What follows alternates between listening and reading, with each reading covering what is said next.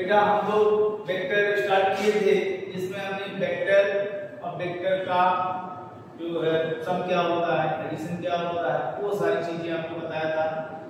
वेक्टरों का वियोजन क्या होता है उसको भी हमने आपको बताया, याद है। अब रही बात ये बेटा कि अगर आपके पास कोई वेक्टर है दिया हुआ है तो उसमें कुछ छोटे छोटे क्वेश्चन आते हैं सिंपल, उसको जान ले, उसके बाद हम लोग वेक्टरों का गुणनफल प्रोडक्ट ऑफ वेक्टर।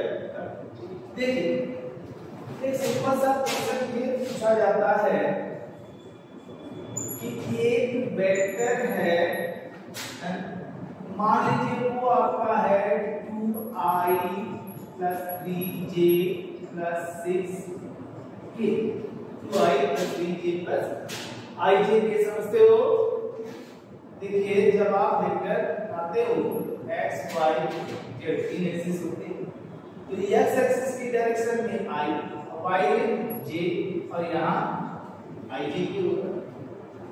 तो ये कंपोनेंट देखिए 2 है और j y है 3 है और z पर, तो आपसे पूछा जाता है इस वेक्टर का मैग्नीट्यूड परिमाण क्या होगा। तो हमसे पूछा गया परिमाण क्या होगा, यानी मॉड ऑफ ए वेक्टर। तो मॉड ऑफ ए वेक्टर क्या होगा बेटा, तो याद रखिएगा इसका फार्मूला क्या होता है कि अगर हम इसको इस तरीके से लिख लें a vector is equal to axi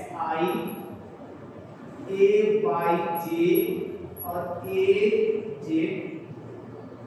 ax ay और aj, आपको मिलेगा a² x + a² y और प्लस a², ये होगा किसी वेक्टर का मैग्नीट्यूड, उस वेक्टर का परिमाण, यानी उसके x अक्ष की दिशा में जो कंपोनेंट है और जो y अक्ष की दिशा में कंपोनेंट है ay और z में है az, इन सब के कंपोनेंटों का स्क्वायर फिर उसका सम और उसका निकाल लें तो वो इस वेक्टर का मैग्नीट्यूड बताएगा, परिमाण। दूसरी चीज आपसे पूछी जाती है एकांक वेक्टर। एकांक यूनिट वेक्टर, एकांक वेक्टर मतलब यूनिट वेक्टर। इसका मतलब एक ऐसा वेक्टर जिसका जो मैग्नीट्यूड हो, जो परिमाण हो, वो कितना हो, 1, उसका मैग्नीट्यूड कितना चाहिए, परिमाण। इसका मतलब यूनिट वेक्टर अगर हम एक कैप लेंगे तो इसका मैग्नीट्यूड 1 कब आएगा। देखिए यूनिट वेक्टर का मतलब हो गया ए वेक्टर और मॉड ऑफ ए, यानी किसी वेक्टर में उसके परिमाण से, मैग्नीट्यूड से डिवाइड कर दिया जाए तब जाकर के आपको उसका यूनिट वेक्टर आए। तो जो हमारा क्वेश्चन था आज के दिन में, हमने क्या पूछा था कि एक वेक्टर है हमारा ये a, देखा 2i + 3j + 6k, ये वेक्टर है। तो इसमें पहली बार इस वेक्टर का मैग्नीट्यूड क्या होगा तो हम लोग निकाल देंगे ना बेटा। तो देखिए ax = 2, ay 3, az तो क्या मिलेगा 2 का स्क्वायर + 3 का स्क्वायर + 6 का स्क्वायर, तो आपको मिल जाएगा 4 + 9 + 30, कितना होगा, देखिए 13 हो गया है ना। तो आपको मिल गया 49, यानी मिला नहीं मिला। इसका मतलब हुआ कि उसका वेक्टर का जो मैग्नीट्यूड होगा, जो परिमाण होगा, वो आपस, और जो दूसरा यूनिट वेक्टर की बात किया है ना, एकांक वेक्टर वो क्या होगा, एकांक वेक्टर जो होगा वो होगा आपका ए वेक्टर, मतलब कितना 2i plus 3j plus 6k upon mod of A का मॉड कितना है, यही है ना बेटा, इसी को तो हम मॉड ऑफ ए बोलते हैं। मॉड ऑफ ए कितना है 7, तो हमारा यूनिट वेक्टर जो होगा हो जाएगा 2/7i 3/7j और 6/7, ये आपका यूनिट। तो वेक्टर का परिमाण कैसे ज्ञात करते हैं और वेक्टर का से यूनिट वेक्टर कैसे निकालते हैं ये भी आप पूछेंगे। ठीक, अब हम लोग चलते हैं वेक्टरों का। तो बेटा आप लोगों ने मैथ में वेक्टर आपने पढ़ लिया है या पढ़ रहे होंगे या इंटरमीडिएट आपने पढ़ा होगा, तो वेक्टरों का कैलकुलेशन जो है वो सब आपने मैथ में पढ़ा। यहाँ हम सिर्फ उन चीजों की बात कर रहे हैं जो हमारे यूज में आए, वो पॉइंट है। अब वेक्टरों का गुणन, तो देखिए वेक्टरों का जो गुणनफल होता है वो दो तरह से होता है। वेक्टरों का गुणनफल दो प्रकार से होता है, एक होता है वेक्टरों का डॉट प्रोडक्ट और दूसरा होता है वेक्टरों का ग्राफ, यानी वेक्टरों का अदिश गुणनफल और दूसरा होता है वेक्टरों का सदिश ना बेटा। देखिए सबसे पहले वेक्टरों का अदिश गुणनफल, अदिश डॉट यानी दो वेक्टर दो सदिश राशियों का गुणनफल एक अदिश राशि प्राप्त हो। दो वेक्टरों का मल्टीप्लिकेशन हो तो जो फिजिकल क्वांटिटी आए वो स्केलर हो, तो उसको हम वेक्टरों का अदिश गुणनफल कहते। जैसे बेटा हमारा है work done, W is equal to F vector S। कार्य किसे कहते, किसी वस्तु पर बल लगाकर बल की दिशा में विस्थापन करने की जो क्रिया होती है वो कार्य। तो बल लगाया और विस्थापित हुआ तो फोर्स बल कौन सी राशि है, वेक्टर सदिश, और विस्थापन कौन सी राशि है, सदिश। लेकिन जब दोनों को इंटू करते हैं तो हमको मिलता है वर्क डन, कार्य। कार्य मिलता है और ये कार्य कौन सी राशि होती है, अदिश स्केलर। तो इस गुणनफल को हम अदिश गुणनफल कहेंगे और इसको हम लोग ये पॉइंट लगाते हैं यानी डॉट कहते हैं। इसको जब आप सॉल्व करते हो तो आपको क्या मिलता है, FAS cos, याद आया। यानी अगर दो वेक्टर हैं, एक A है और दूसरा B है और उनके बीच का एंगल कितना है, थीटा है ना। अब अगर इनका आप मल्टीप्लाई करते हो A vector dot B vector तो मिलेगा AB cos थीटा। दो वेक्टरों का डॉट गुणनफल अगर है A vector dot B vector is equal to मिलेगा AB cos, क्लियर है। इसको हम वेक्टरों का डॉट गुणनफल, वेक्टरों का अदिश गुणनफल कहते। बेटा इससे संबंधित कुछ नियम, वो नियम क्या है जरा उसको देखें।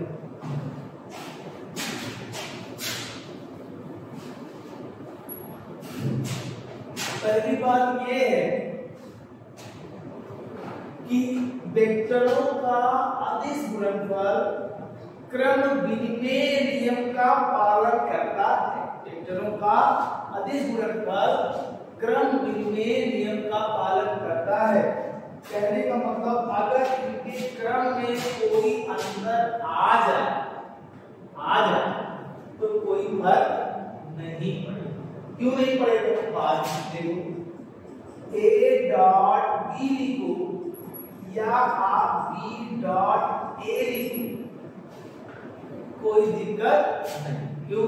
देखो ए डॉट बी लेकिन अगर आपने बी डॉट ए लिख दिया होता तो A B cos minus theta, direction बदली तो cos माइनस थीटा, यानी इधर जो एंटी क्लॉकवाइज था है ना वो क्लॉकवाइज, तो जो पॉजिटिव था नेगेटिव, और cos में माइनस थीटा डिपार्टमेंट में पढ़ा होगा, cos minus theta is equal to cos theta, यानी आपको यहां भी cos minus theta is equal to cos theta. देखो ये और ये बराबर है, इसका मतलब a डॉट b और b डॉट a में कोई अंतर, a dot b is equal to b dot a, यानी अदिश गुणनफल क्रम में नियम का पालन करता।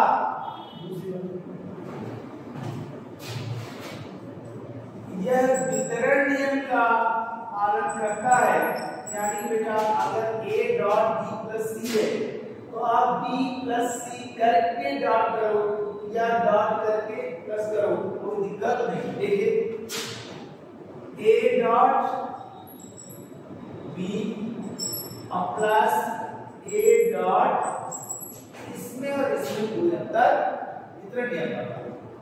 तीसरी बात, अगर दो समांतर वेक्टर पैरेलल कौन a और b पैरेलल, इसका मतलब थीटा इज इक्वल टू 0। अगर a b तो समांतर वेक्टर है और थीटा का मान 0 है तो a डॉट b क्या होगा, a dot b is equal to ab cos 0 cos 0 का मान 1, यानी मिलेगा a, यानी तब मिलेगा बेटा a dot b is equal to a, यानी दो अगर समांतर वेक्टरों का डॉट गुणन स्केलर प्रोडक्ट अदिश गुणनफल उन वेक्टरों के परिमाण के गुणनफल के बराबर होगा। क्लियर हो गया? अब आगे बढ़ते हैं, अगर लंबवत वेक्टर परपेंडिकुलर हो तब क्या होगा?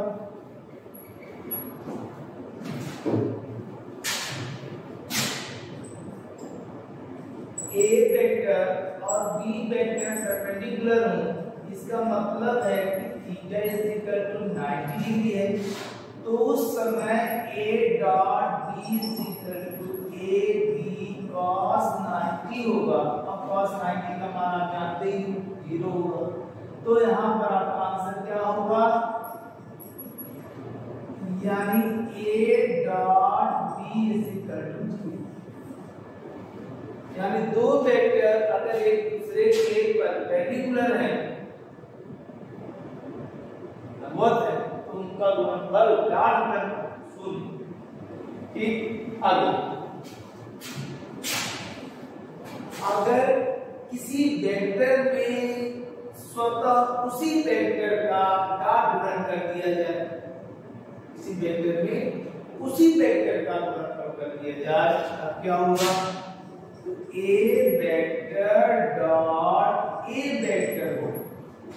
एक वेक्टर अपने आप का वेक्टर होता है, समांतर होता है, तो समांतर में हमें क्या मिला था, A डॉट B मतलब A डॉट को पैरेलल ही माना जाएगा। अगर पैरेलल माना जाएगा तो थीटा की वैल्यू क्या होगी, तो थीटा की वैल्यू आप 0 कहोगे तो होगा आपको A cos 0, cos 0 का मान 1 यानी a स्क्वायर होगा। यानी एक वेक्टर का अपने आप से जो गुणनफल होगा वह उस वेक्टर के परिमाण के वर्ग के स्क्वायर के बराबर। ठीक बेटा, इतनी बात समझ में आ गई है ना? अब देखो, अगर कोई वेक्टर हमारे पास इस तरीके से है, कोई वेक्टर इस तरह से है कि दिया हुआ है कि एक वेक्टर A है और दूसरा वेक्टर B। एक वेक्टर है A और वो है AXI, AYJ और AZ, और दूसरा वेक्टर है हमारा B, वो है BXI, बी बाई जे और बी जे हो गया। तो ऐसे में अगर आप ए वेक्टर डॉट बी वेक्टर करना चाहते हो तो आप कर लो, कोई दिक्कत नहीं होगा। लेकिन एक बात का ध्यान रखना होगा, वो क्या है? तो जैसे यहाँ पर आपने पढ़ा 5 नंबर, एक और आप यहाँ बढ़ा दें तो अच्छा होगा। 6 नंबर ले लेते हैं। देखिए आई डॉट आई तो यहां लिखते हैं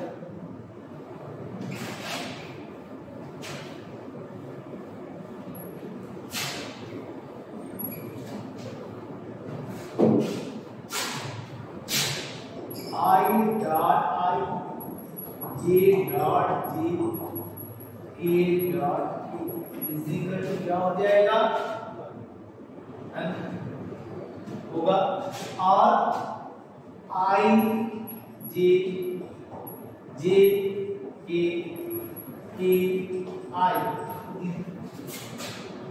जब भी आप करोगे तो देखोगे कि जब आई आई जे जे के तो 1 होगा, और अगर दोनों सेम नहीं है तो जी। तो इनका इंटू करते समय ऐसे नंबर को क्यों लाना जिसमें आई जे जे के आई? सिर्फ उन्हीं नंबर को ले जिसमें सिर्फ आई आई, सिर्फ जे जे, सिर्फ के। यानी जब इनका डॉट प्रोडक्ट करेंगे तो सिर्फ आई के जो कंपोनेंट है वो आई से जे का, जे से के का। देख आई आई क्या मिलेगा? ए एक्स बी, जे और जे है तो प्लस ए वाई, के तो प्लस ए जे, और ये होगा हमारा A dot B is equal to A X B X plus A Y B Y plus A J. Clear? अगर आप कोई क्वेश्चन करके देखना चाहते हो तो जैसे मान लो A vector is equal to 3i plus 2j plus 6k, और b vector is equal to 2i 3j मान लीजिए 2k। तो a डॉट b क्या होगा? तो देखो 3 into 2 कितना होगा? 3 into 2 6, और ये 2 into 3 6, और प्लस 2 into 6 कितना हो गया? 26 plus 12 plus 2 a डॉट। अब क्लियर है बेटा? इसका ध्यान रखना। और अब हम लोग करते हैं बेटा क्रॉस मल्टीप्लिकेशन। क्रॉस मल्टीप्लिकेशन में क्या करते हैं थोड़ा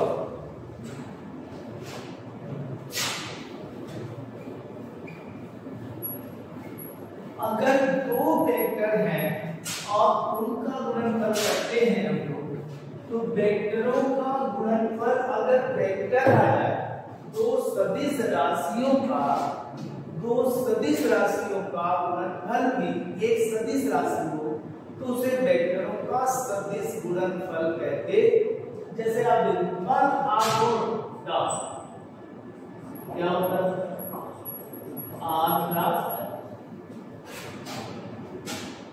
ये दोनों एक वेक्टर है और इनका जो गुणनफल होता है वो टार बला होता है, बला हो एक सदिश राशि। तो यही होगा वेक्टर गुणनफल क्रॉस मल्टीप्लिकेशन। इसमें क्या होता है? एक वेक्टर ए है और क्रॉस बी वेक्टर, तो वो होगा ए बी साइन थीटा। वहां था cos थीटा डॉट, यहां होता है। क्लियर हो गया? A B sine. इसमें देखो वो क्रम विनिमय नियम का पालन करता है, और यहाँ A cross B is equal to B cross A लिख सकते हैं? नहीं लिख सकते। A cross B is not equal to B cross A. A cross B cross A के बराबर नहीं होगा। क्यों नहीं होगा? वहां तो था ए डॉट बी चाहे बी डॉट, लेकिन यहाँ नहीं देखिए यहाँ होगा a क्रॉस b, ये भी sin थीटा है। अगर हम b क्रॉस a करेंगे तो a b sin minus theta आएगा, जिससे हमारा answer minus a b sin theta होगा। और यहाँ a b sin थीटा, यहाँ a b करना हो तो माइनस इधर जाएगा, यानी a cross b b cross a के बराबर तो नहीं होगा, है ना? लेकिन अगर माइनस लगा दें तब बराबर होगा। यानी कहने का मतलब a cross b b cross a में क्या हो रहा है, मैग्नीट्यूड तो बराबर आ रहा है, लेकिन उसकी दिशा क्या हो रही है, तो देखिए क्या हो जा रहा है, a cross b is equal to लिखना हो तो यहाँ पर माइनस लगा दो b क्रॉस, यानी यहाँ पर जो क्रम है वो बदलने नहीं चाहिए। अगर क्रम आगे पीछे हो गया तो एक माइनस लगा देंगे तो आपका वो फिर सही है ना। दूसरी बात, वितरण नियम है तो वितरण नियम का ये पालन करता है। जैसे a cross b plus c था तो यहाँ मिलेगा a cross b plus a cross. अगर दो वेक्टर पैरेलल हैं a और b पैरेलल हैं, समांतर हैं, तो थीटा तो 0 होगा। तो डॉट प्रोडक्ट में देखिए क्या था, डॉट प्रोडक्ट में था a डॉट b में a b cos 0 और cos 0 का मतलब a b आ रहा था। और यहाँ क्या होगा, यहाँ होगा a क्रॉस b, तो a b sin 0 और sin 0 का तो आपका आंसर क्या होगा, a cross b is equal to 0 आ गया। यानी वहां जो पैरेलल में आ रहा था वो यहाँ परपेंडिकुलर पे आएगा, और जो परपेंडिकुलर पे था वो पैरेलल है ना। वहां 0 आता था जब दोनों वेक्टर एक दूसरे के लंबवत, और समांतर में a b आता था, जबकि यहाँ पर आपका a cross b is equal to क्या आया। आगे बढ़ो, अगर अगला स्टेप देखा जाए तो इसमें हमारा आएगा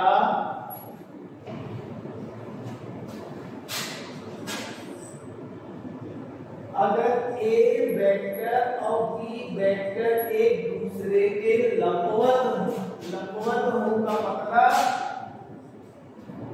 थीटा 90 डिग्री हो, और जब 90 डिग्री होगा तब आपको मिलेगा a cross b is equal to अगर ab sin 90, यानी तब मिलेगा a cross b is equal to sin 90 का मान 1, यानी तब मिलेगा आपको ये फार्मूला समांतर और लंबवत का। देखो डॉट और क्रॉस में अंतर है, वहां a समांतर में था ab और लंबवत में था 0, यहाँ समांतर में 0 और लंबवत में है, ठीक है। और वहां एक वेक्टर का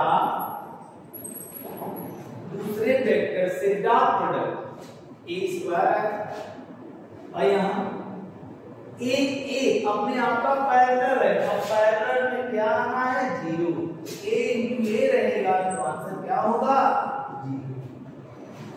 सही है। आगे 6 नंबर देखो, वहां था i डॉट में क्रॉस करो, i cross i, j cross j और k क्रॉस k। वहां था i j k is equal to कितना 1, और यहाँ a 0 आ रहा है, i भी तो 0 होगा, j भी तो 0 होगा, a k भी तो 0, यहाँ सब 0 है। लेकिन आगे ध्यान देना, i क्रॉस j क्या होगा, तो याद रखिएगा i क्रॉस j होगा तो आंसर न तो i होगा और न तो j होगा, बल्कि तीसरा होगा, और होगा बड़ा होगा मैथ में। आई और जे का जब प्रोडक्ट कर रहे हो क्लास, तो आई नहीं होगा, जे नहीं होगा, बल्कि जो तीसरा एक्सिस होगा वो क्यू। और अगर क्रम सही है तो ये के पॉजिटिव होगा, और क्रम गलत है तो नहीं। क्रम का मतलब बेटा ये आई के बाद जे होना चाहिए, और जे के बाद के, और के बाद अगर सीक्वेंस में अंतर आए तो आना चाहिए आई क्रॉस जे हो या माइनस जे क्रॉस आई, तो दोनों की वैल्यू ऐसे जे क्रॉस के हो या माइनस के क्रॉस जे हो, तो आंसर होगा के क्रॉस आई हो या माइनस आई क्रॉस के हो, तो आंसर होगा। अब बेटा लास्ट, अगर दो वेक्टर है और उनका क्रॉस मल्टीप्लिकेशन करना हो तो उसका जो तरीका होगा बेटा, जो तरीका होगा वो आप लोग मैथ में पढ़े होंगे, ए क्रॉस बी को। तो आप चाहो तो इनका प्रयोग करते हुए सॉल्व कर सकते हो, लेकिन बहुत लंबा बड़ा होगा और आपके पास इतना टाइम नहीं हो, तो उसके लिए आप लोग वहां याद करो, आप लोग साइड पढ़ो, वो क्या होता है थोड़ा याद दिला दे, आपको याद तो होगा ही। देखिए A vector is equal to A X I, A Y J और ए जेड, और B vector is equal to B X I, B Y J और बी जेड। अगर इसका क्रॉस मल्टीप्लिकेशन करना हो तो आप क्या करोगे, याद आ रहा है? सिर्फ यहां लिखोगे आई जे और दूसरा जो ये कंपोनेंट होंगे ए एक्स ए वाई ए जेड, तो ए एक्स ए वाई ए जेड है ना, आई जे और नीचे बी एक्स बी वाई और ये होगा। इसको सॉल्व करना तो आप लोग अच्छे से जानते होंगे, मैथ से स्टूडेंट हो आप और मैथ अच्छी होगी और जानते होंगे उम्मीद है, लेकिन फिर भी एक बार देख लिया जाए क्या करना हो। देखिए सबसे पहले स्टार्ट होगा, जैसे ही आपका होगा प्लस, ये माइनस पर आई है, इसको हम क्या करेंगे प्लस में लेंगे, है ना, आई जब आई लेंगे तो ये और ये हिस्सा, ये और ये हम क्या करते हैं छोड़ो, ऐसे याद आया। फिर इसको अब फिर माइनस, तो क्या मिलेगा बेटा, A Y B Z minus B Y A हो गया, आई का हो गया। अब आई के बाद हमको कहां जाना है, आई के बाद हमको जे में जाना है, ये प्लस में भी जाना है, ये माइनस, तो ये आपका होगा माइनस जे। अब जे लोगे तो आप इसको छोड़ोगे और इसको छोड़ोगे, तो बचेगा क्या, ये बचेगा ए एक्स बी जे, मिलेगा आपको A X B Z minus B X A हो गया। अब आप के लोगे तो प्लस माइनस फिर प्लस, तो ए होगा और आंसर पे ये जोड़ोगे और ये चार बचेंगे, तो मिलेगा आपको A X B Y minus B X A. इसको आप वैल्यू रख दोगे और इसको आप सॉल्व कर दोगे, तो आपका जो है क्रॉस मल्टीप्लिकेशन का ये आपका ठीक है। तो बेटा हमको पढ़ाना था प्रोजेक्टाइल मोशन चेक करके, और प्रोजेक्टाइल मोशन में या आगे भी न्यूटन का वर्क पावर एनर्जी जो कि पढ़ाएंगे, उसमें हमें आपका जो है इस वेक्टर के फार्मूला की आवश्यकता है, इस वजह से हमने निकाल दिया है ना। बाकी आपने वेक्टर मैथ में पढ़ा होगा, ठीक है, जहां हमको जरूरत पड़ेगी वो फार्मूला की जरूरत पड़ेगी, है ना। इस वजह से हमको ये, तो ये आपका क्लियर हो गया बेटा, ठीक है। तो बेटा आपने हमको जो है वेक्टर और वेक्टर से जुड़े हुए जो पोर्शन है उसकी तैयारी हो। इसके बाद हमारे पास जो हम पिछले वीडियो में आपको स्ट्रेट लाइन मोशन, सरल रेखीय गति के बारे में 1D आपको बता दिया। अब हम आपको 2D पर आएंगे, जिसमें हम आपको प्रोजेक्टाइल मोशन हुआ, सर्कुलर मोशन हुआ, है ना। इसका हम स्टार्ट, तो अगला जो वीडियो होगा बेटा वो 2D का होगा, प्रोजेक्टाइल मोशन होगा, और इस वेक्टर का फार्मूला आप याद रखिएगा, आज हमने आपको बताया। इसका एप्लीकेशन लेते हुए 1D मोशन से 2D मोशन पे आते हैं। ओके बेटा।